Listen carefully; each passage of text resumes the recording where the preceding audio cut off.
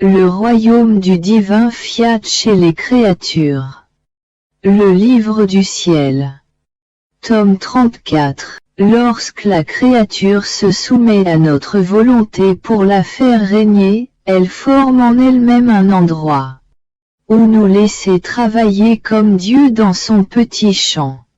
Les prodiges, les industries d'amour que nous accomplissons sont si nombreux que les cieux eux-mêmes s'abaissent et contemplent stupéfaits. Ce que nous faisons dans la créature où règne notre divin fiat. Tu dois savoir que notre création n'a pas été achevée dans l'homme, elle a été interrompue par son retrait de notre vouloir. Nous ne pouvions plus nous confier à lui. Et la continuation de notre œuvre créatrice est demeurée comme suspendue.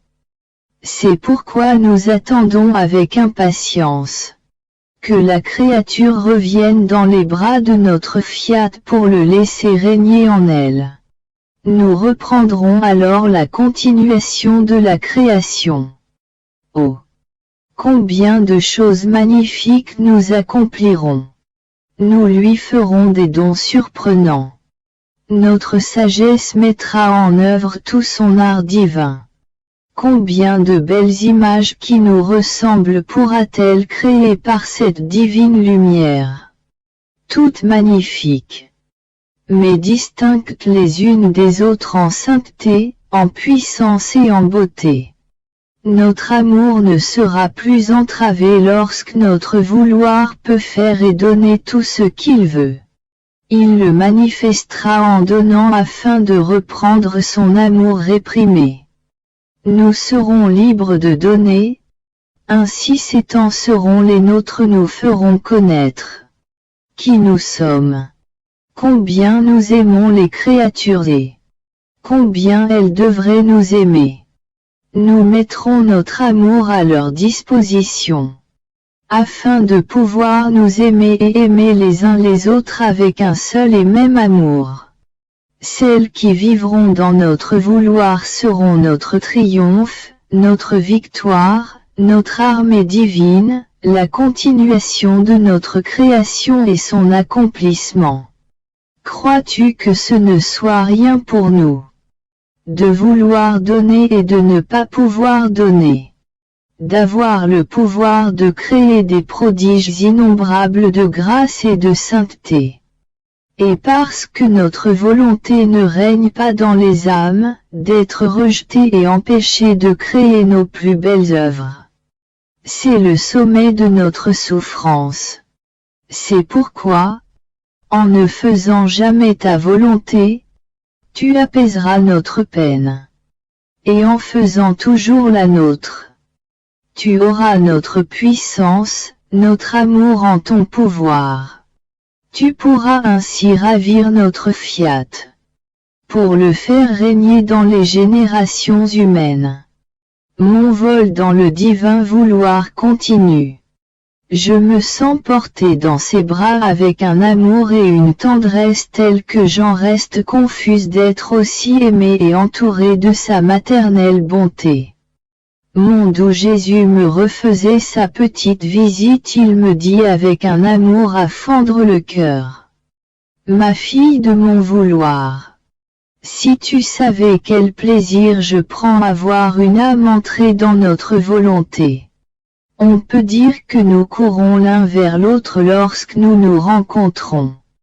Notre volonté la revêt de sa lumière. Notre amour l'embrasse.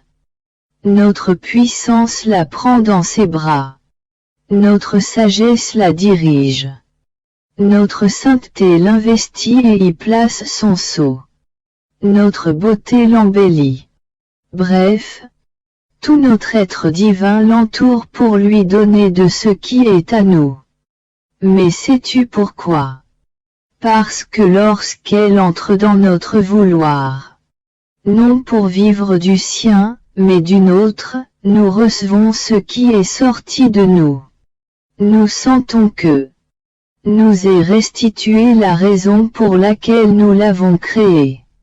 Par conséquent nous sommes en fait Il n'existe pas d'acte plus beau, de scène plus enchanteresse que celle de la créature qui entre dans notre volonté. Et chaque fois qu'elle y entre, nous la renouvelons dans notre être divin en lui donnant de nouveaux charismes d'amour. C'est pourquoi celle qui vit dans notre vouloir nous maintient en fait. Elle ressent le besoin de vivre en nous afin d'être caressée par son Créateur. Et nous sentons le besoin d'être caressés par elle et de lui donner de nouveaux héroïsmes de grâce et de sainteté. Jésus garda le silence.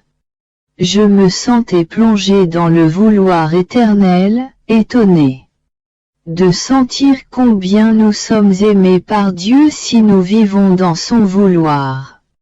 Des milliers de pensées agitaient mon esprit, et mon bien-aimé Jésus reprit, « Ma fille, ne sois pas surprise de ce que je viens de le dire.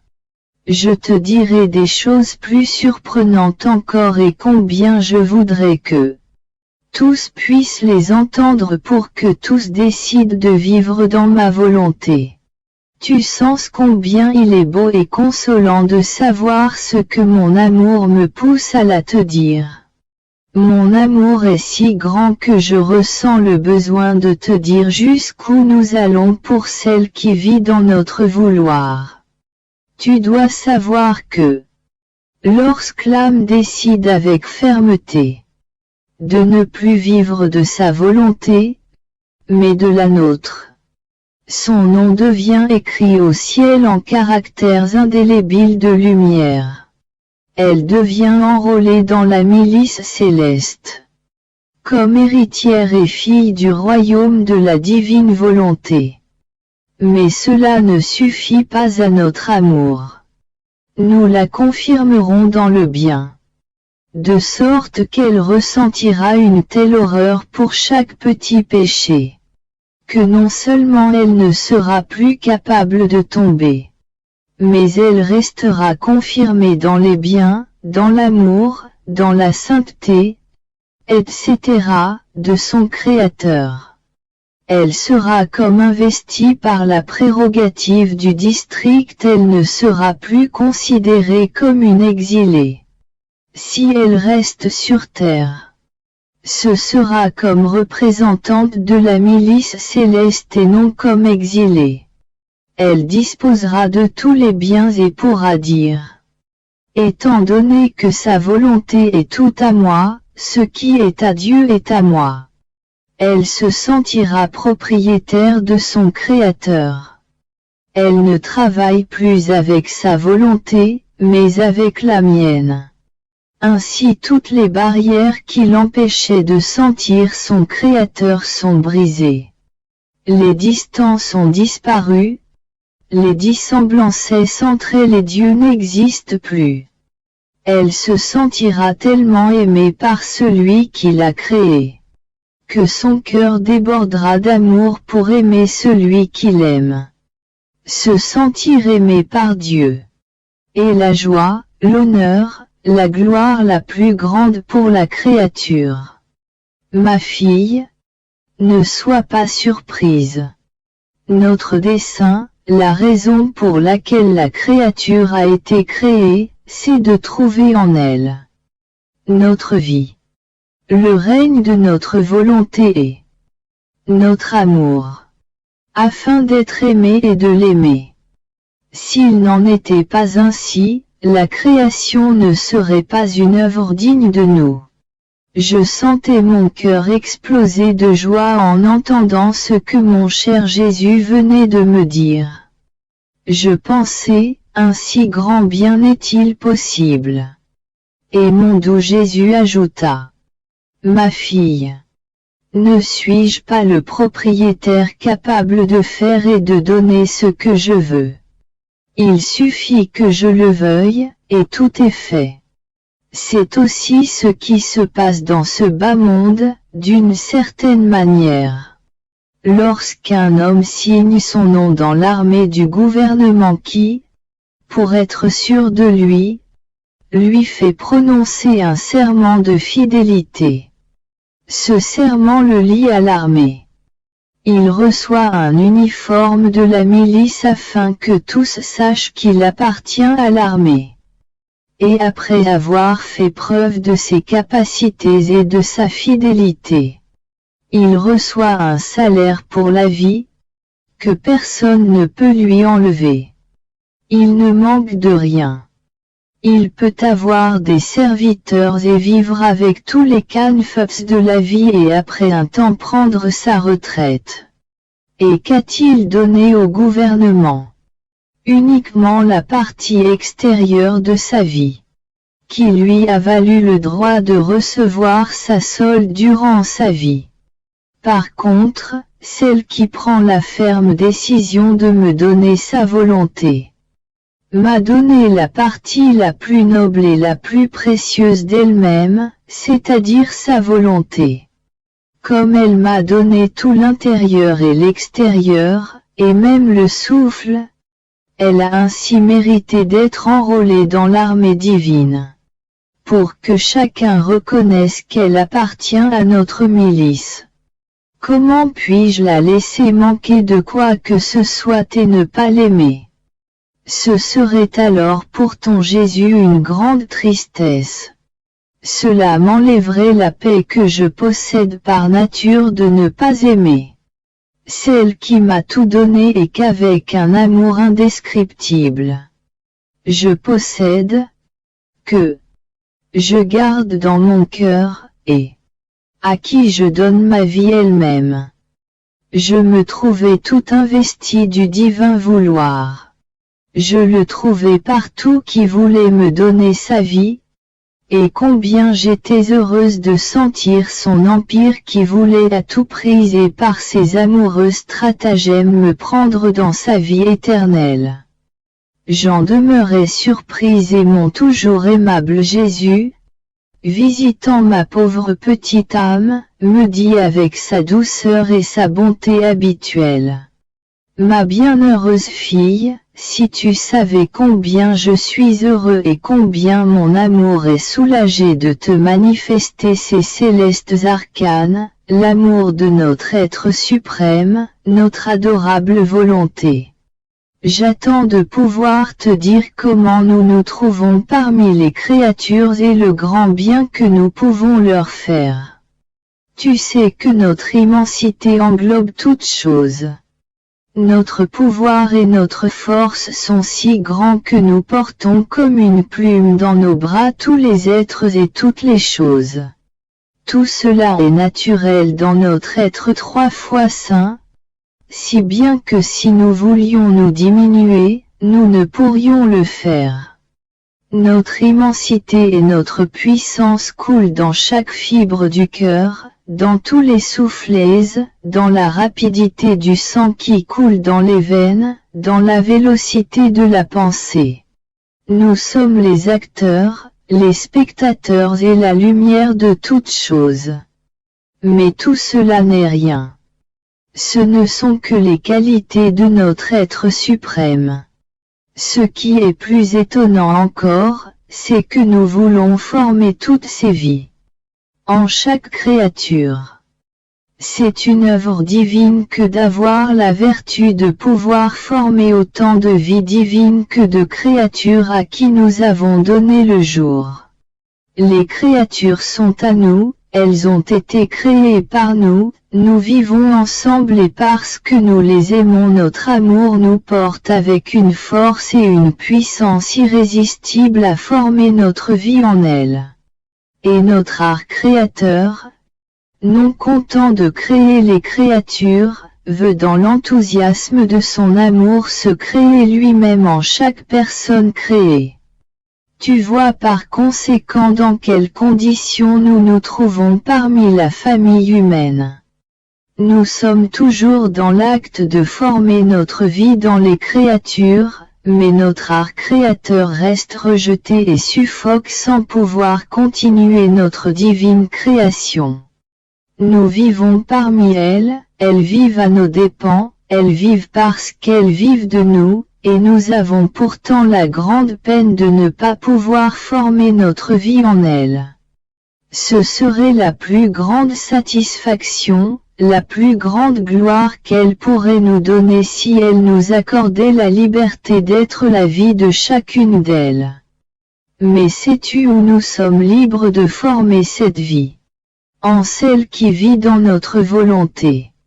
Notre divin fiat nous prépare la matière première où former notre vie. Il y place sa puissance, sa sainteté, son amour et il nous appelle dans les profondeurs de l'âme. Et lorsque nous trouvons cette matière adaptable et pratique, nous formons notre vie divine avec un amour indescriptible. Nous la formons et nous l'élevons avec délice. Nous développons notre art créateur autour de cette céleste créature. Alors la chaîne des prodiges commence. Elle possède son créateur. Notre volonté travaille et elle devient la porteuse de tous et de toutes choses. Si elle pense, elle nous apporte les pensées de tous et se fait la suppléante et la réparatrice de toutes les intelligences humaines. Si elle parle, si elle travaille, si elle marche, elle porte les paroles, les œuvres, les pas de chacun. La création elle-même lui fait cortège et la fait porteuse du ciel, des étoiles, du soleil, du vent et de toutes choses. Elle n'oublie rien. Elle nous apporte l'hommage, la gloire de toutes nos choses créées, et même l'hommage du doux chant des petits oiseaux. Elle possède la vie de celui qui l'a créée. Ainsi elle fait de tout cela notre couronne. En fait, toute chose a le désir d'être apportée par celle qui possède la faculté de parler afin que, pour chaque chose elle puisse dire l'histoire d'amour pour laquelle chacune était créée par son Créateur. Ainsi celle qui possède notre volonté acquiert aussi notre jalousie d'amour. Nous voulons tout pour elle. Et en toute justice parce qu'il n'y a rien que nous ne lui avons pas donné. Et c'est donc avec justice que nous voulons tout. Elle aussi, saisie par notre folie d'amour, veut tout avoir afin de pouvoir tout nous donner. Et, jalouse, elle veut tout nous apporter. Afin de pouvoir nous dire pour tous et pour toutes choses créer son petit mot d'amour. Par conséquent, celle qui vit dans notre volonté ne reste jamais seule. Elle est d'abord avec son Créateur avec qui elle est toujours en compétition d'amour pour savoir comment ils peuvent tous deux s'aimer plus. Et elle se fait la porteuse de toutes les choses qui l'entourent, vers celui qu'elle aime. Il est amour infini et il veut voir dans la créature toutes les choses converties en amour par amour pour lui. Je suis entre les bras du divin vouloir qui mieux qu'une vigilante sentinelle veut non seulement être la vie de tous les actes, mais pénétrer dans tous les recoins de mon cœur et de mon esprit. Il me rappelle à l'ordre si tout ce qui entre en moi ne fait pas partie du fiat. Et mon aimable Jésus rendit visite à ma petite âme pour se faire le maître qui veut tout enseigner à sa fille, et il me dit: Bienheureuse fille de ma volonté, tu dois savoir que tes réflexions, impressions, oppressions, mélancolie, doute, petite peur, entravent les réflexions divines. Les saintes impressions, le vol rapide vers le ciel, les joies du vrai bien, la céleste paix, ce sont comme autant de détritus jetés dans un lac. Alors que la créature regarde dans ces eaux limpides, comme dans un miroir et, pour y voir toute sa personne belle et ordonnée, que se passe-t-il alors? Pendant qu'elle se contemple dans ces eaux limpides, on y jette quelques déchets. L'eau est troublée.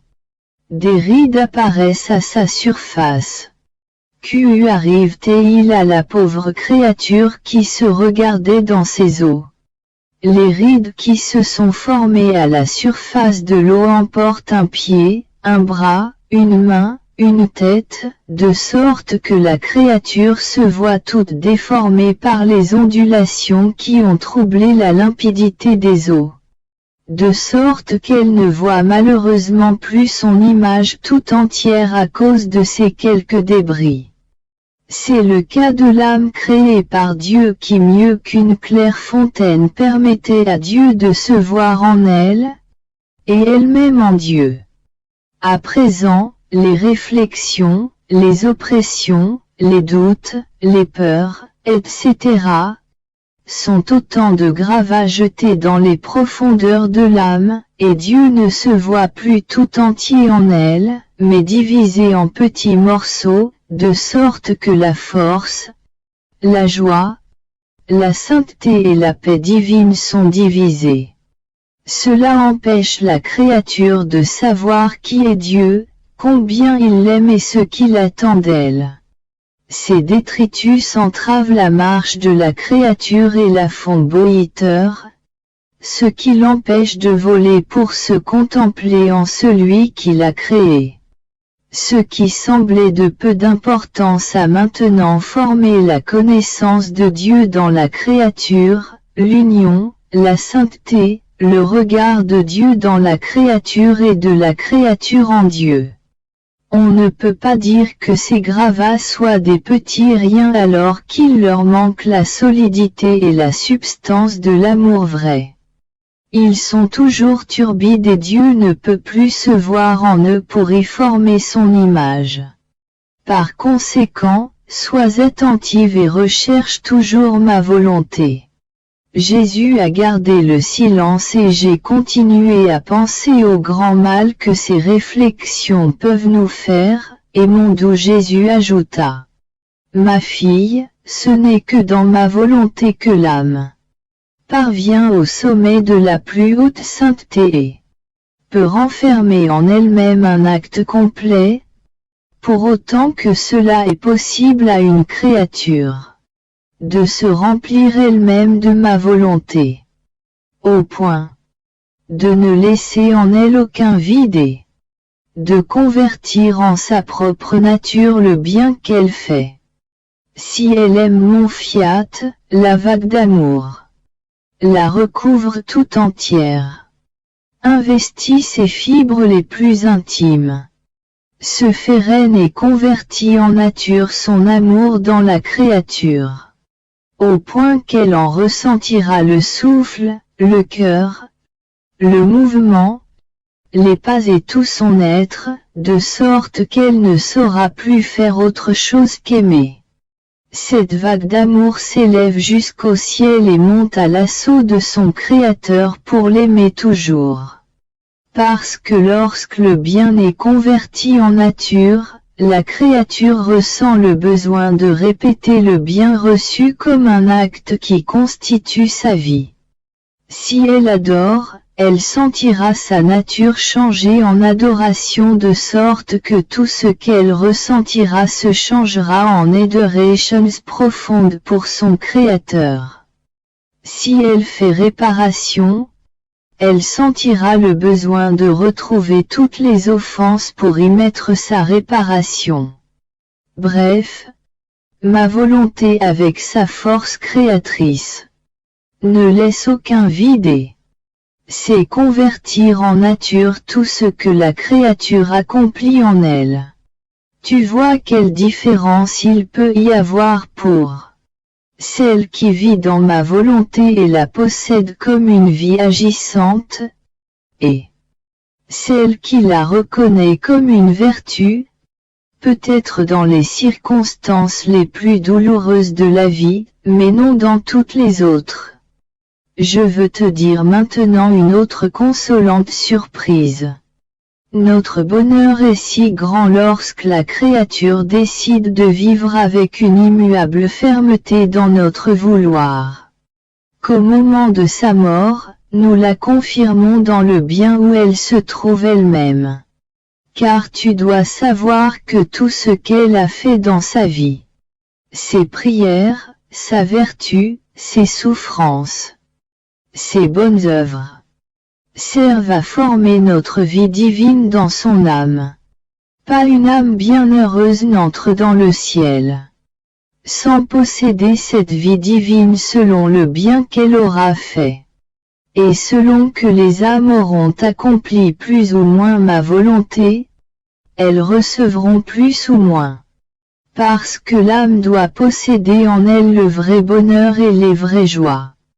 Si bien que si les âmes mourantes ne sont pas remplies à ras bord avec l'amour et ma volonté, je les confirme bien, mais elles n'entrent pas au ciel.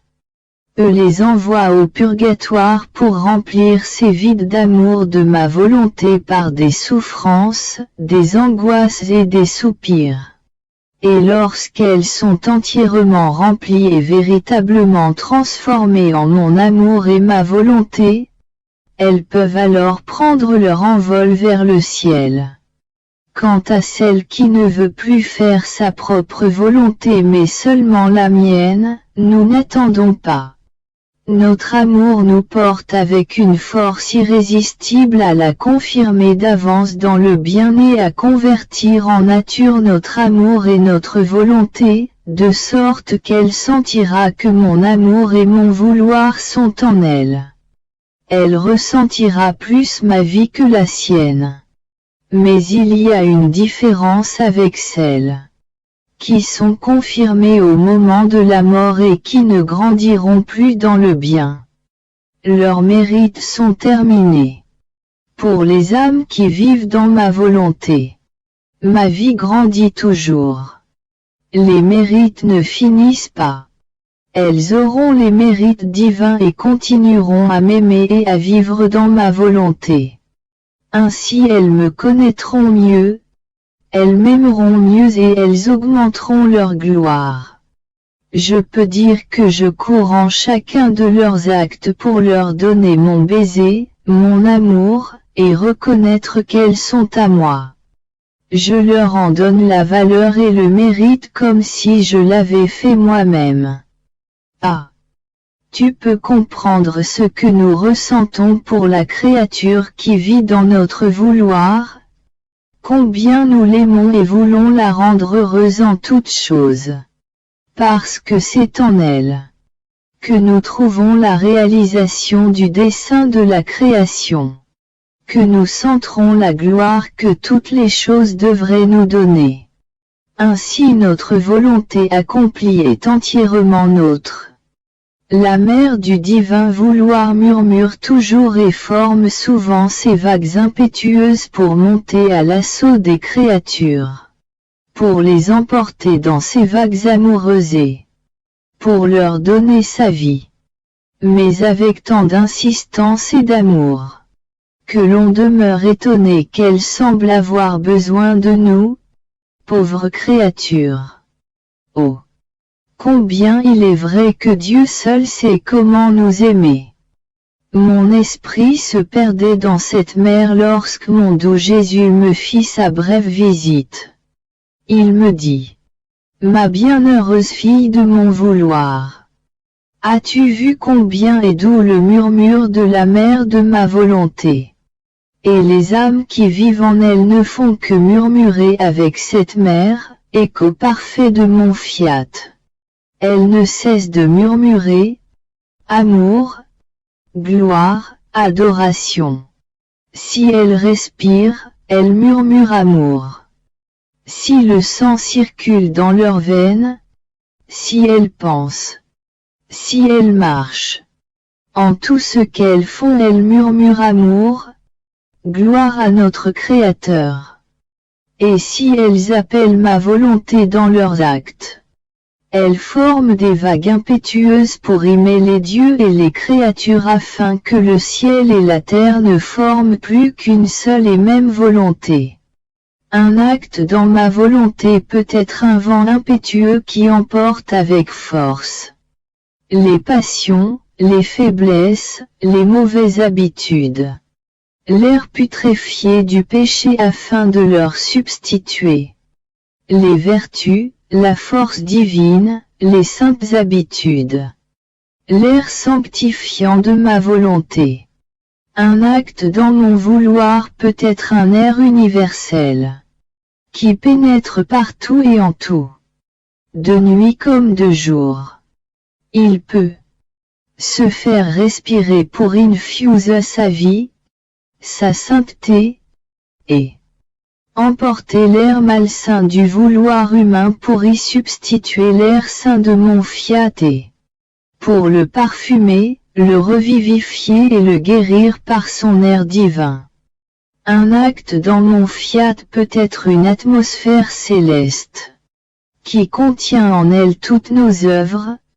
La création elle-même il peut avec la force de nos œuvres assaillir notre divinité et s'imposer sur nous pour nous faire accorder des grâces et des dons, afin de rendre les créatures capables de recevoir le royaume de notre vouloir. Un acte dans notre volonté peut contenir une merveille, telle que la créature est incapable d'en comprendre toute la valeur. Jésus a gardé le silence et je demeurais inondé par cette mer. Je me sentais transporté dans la patrie céleste, au milieu de 3 cercles de lumière, au sommet desquels se trouvait la Reine du ciel et notre Seigneur, dans une beauté et un amour indescriptibles, parmi une multitude d'âmes toutes transformées dans la lumière, où elles vivaient et grandissaient, mais gardées, dirigées et nourries par Jésus et la céleste mère. Combien de merveilleuses surprises on pouvait voir. Ces âmes possédaient la ressemblance et la vie de leur Créateur. Monde où Jésus et sa mère me dirent: ces cercles de lumière que tu vois sont un symbole de la sacro-sainte Trinité. Les âmes sont celles qui formeront le royaume de la divine volonté. Ce royaume sera formé dans le sein de la divinité. Les chefs de ce royaume seront la mère et le fils qui le garderont jalousement. Tu vois par conséquent la certitude de ce royaume. Il est déjà formé parce qu'en Dieu les choses sont déjà faites. Par conséquent, prie pour que ce qui est au ciel soit réalisé sur la terre. Je me trouvais après cela dans la très grande tristesse de me retrouver à nouveau dans la prison de mon corps. Et Jésus, mon très grand bien, toute bonté, me dit: ma fille, notre être divin est tout amour. Cet amour est si grand que nous ressentons le besoin de faire sortir de nous cet amour, peu importe si la créature le mérite ou non. Si nous avions voulu faire attention au mérite, toute la création serait restée dans notre sein. Lorsque nous aimons, nous y verrons. Nous avons aimé et nous avons créé la création, comme dos de notre libéralité et de l'excès de notre amour agissant, nous en avons fait dos à l'homme.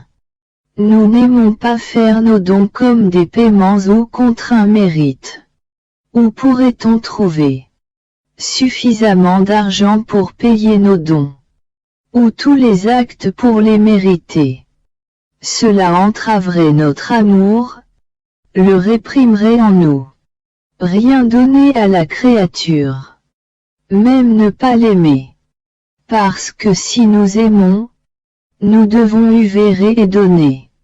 Notre être suprême se trouve très souvent dans de tels délires d'amour que nous ressentons le besoin de faire sortir de notre sein divin des dons et des grâces pour les donner aux créatures.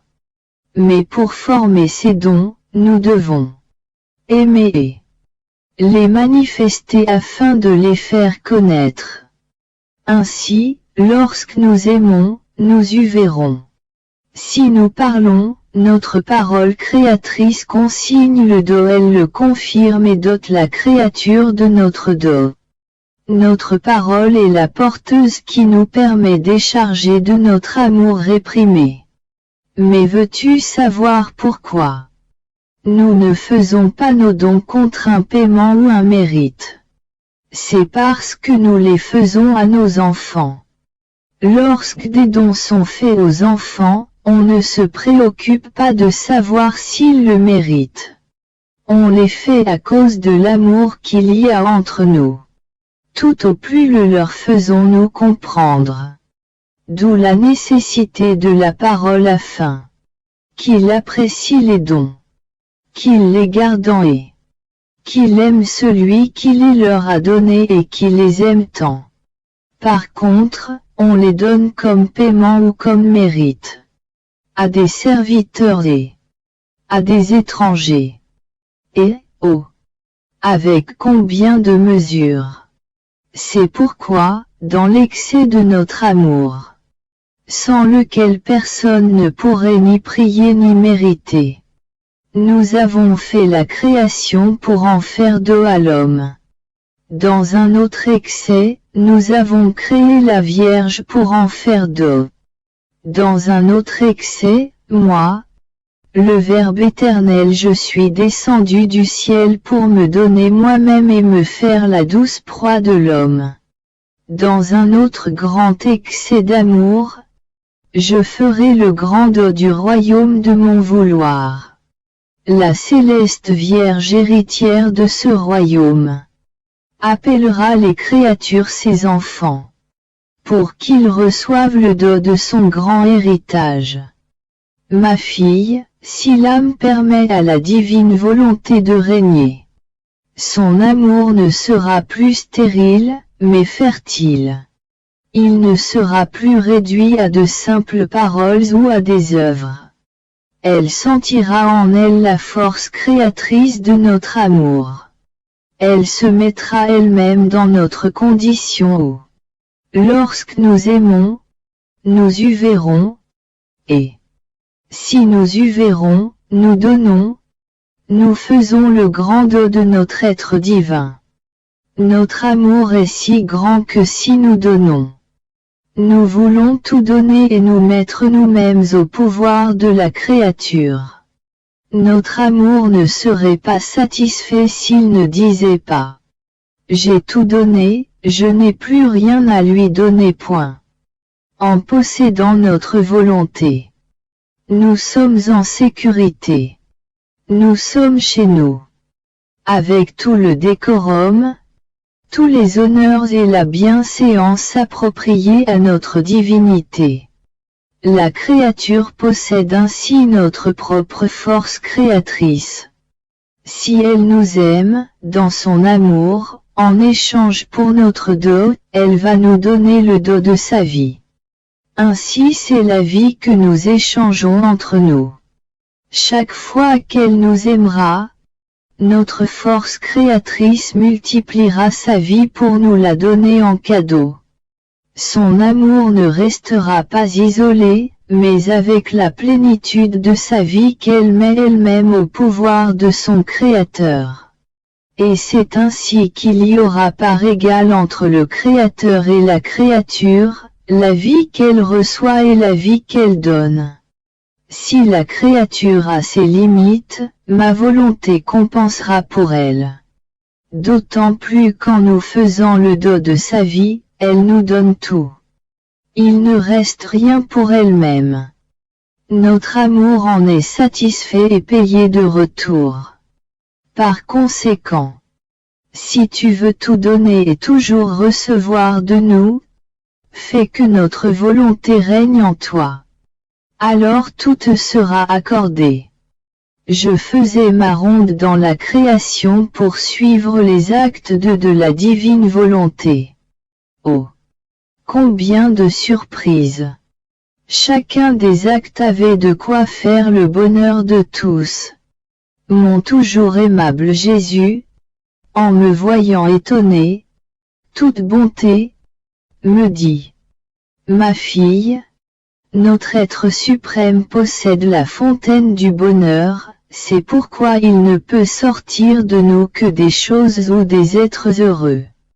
Toute la création possède cette plénitude de bonheur capable de donner à toute la terre un bonheur terrestre parfait. Adam possédait cette plénitude de bonheur. Tout était bonheur et joie pour lui et comme il possédait en lui-même mon vouloir, il contenait des mers de satisfaction, de béatitudes et de joie sans fin. Lorsqu'il est sorti de ma volonté par le péché, la joie l'a quitté. Toutes les choses créées ont repris les joies qu'elles possédaient dans leur sein. Pour ne plus donner à l'homme que les moyens nécessaires. Non plus comme à un propriétaire, mais comme à un serviteur ingrat. Tu vois par conséquent que ce n'est pas de nous que vient le malheur. Nous ne pouvons pas le donner. Puisqu'il est impossible de donner ce qu'on ne possède pas. C'est le péché qui a jeté en l'homme la semence. Du malheur, de la tristesse et de tous les maux qui l'encerclent au-dedans comme à l'extérieur de lui-même. C'est pourquoi lorsque la céleste dame et ma très sainte humanité sont venues sur la terre, toute la création était en fête et souriait. Elle a recommencé à nous inonder de joie et de bonheur. Le soleil nous donnait les joies de sa lumière. Il réjouissait notre vue par la variété de ses couleurs. Il nous donnait la joie de ses baisers d'amour qu'il possédait et il s'étendait avec révérence sous nos pieds pour nous adorer. Le vent nous recouvrait des joies de sa fraîcheur et éloignait de nous l'air putride de tant de péchés. Les oiseaux nous entouraient pour nous donner les joies de leurs trilles et de leurs chants. Leur musique était si belle que j'étais obligé de leur commander de s'éloigner de nous et de prendre leur envol pour exalter leur Créateur. La terre fleurissait sous mes pas pour me donner la joie de ses floraisons. Je leur commandais de ne pas me faire autant de démonstrations et les fleurs m'obéissaient. L'air m'apportait les joies de notre souffle omnipotent. Lorsque l'homme respirait, nous lui donnions une vie débordante de joies et de bonheur divin. En respirant, je sentais venir les joies et les bonheurs que nous connaissions dans la création de l'homme. Il n'y avait pas une seule chose créée qui ne voulût manifester les joies qu'elle possédait. Non seulement pour me féliciter, mais pour me rendre les hommages et les honneurs dus à son Créateur. Je les offrais à mon Père céleste, afin de lui donner la gloire, l'honneur, l'hommage et l'amour, pour tant d'œuvres merveilleuses et magnifiques, accomplies par nous dans la création par amour pour l'homme. Ma fille, ces joies existent toujours dans les choses créées. La création a été faite par nous, avec splendeur et somptuosité, et avec la plénitude du bonheur. Rien n'a été perdu. Parce que nous attendons nos enfants, les enfants de notre volonté qui pourront connaître les joies et le bonheur terrestre que possède toute la création. Et je peux dire que c'est par amour pour eux qu'elle existe encore. Et si les créatures ne connaissent plus la plénitude du bonheur, il leur reste au moins les choses nécessaires pour être capables de vivre. Le fait que la création existe encore après tant d'ingratitudes humaines, de péchés horribles, montre la certitude du royaume de ma volonté sur la terre.